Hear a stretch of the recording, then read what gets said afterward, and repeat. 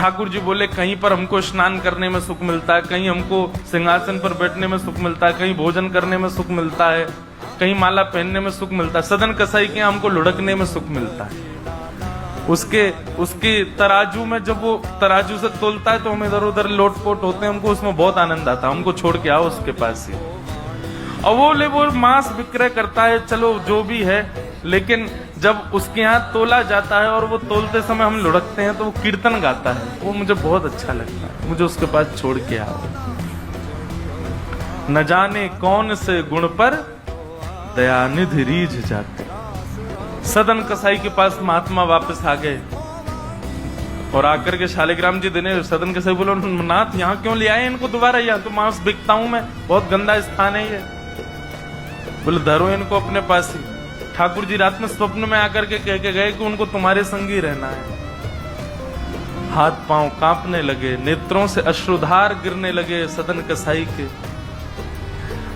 मन में विचार करते हुए कहता है कि मैं इतना पापी, इतना गंदा इंसान, और ये ठाकुर जी मुझसे मिलने के लिए मेरे पास चले आए।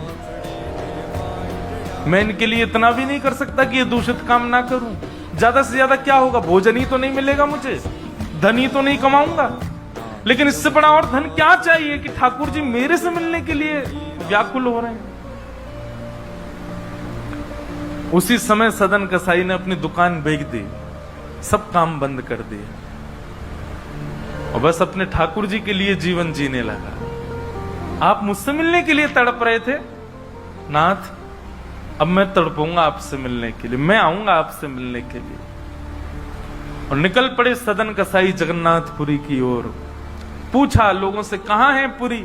लोगों ने दिशा बता दी। बोले वहीं विराज रहे हैं जगत के नाथ, वहीं विराज रहे हैं साक्षात नंदन नंदन। एक सदन कसाई निकल पड़ा जगन्नाथपुरी की यात्रा पर।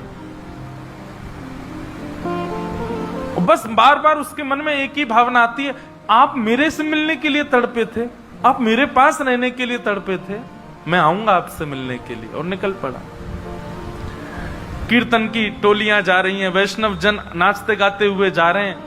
जैसे जैसे वैष्णवों की टोलियां और कीर्तन की टोलियां निकलती हुई देखे सदन कसाई, उसका मन हो कि मैं भी चला जाऊं। तो जो लोग पहचानते थे वो लोग कह देते थे, अरे कसाई है ये। तो सब लोग उसको कहते, भाई तुम हमसे दूर चलो, हमारी टोली में चलोगे, हमारे संग बैठ के खाओगे पियोगे, हम सब अपवित्र हो जाएंगे। जिस मार्ग पर सब लोग चल रहे हैं, सदन कसाई उस मार्ग से उतर करके चल रहे हैं।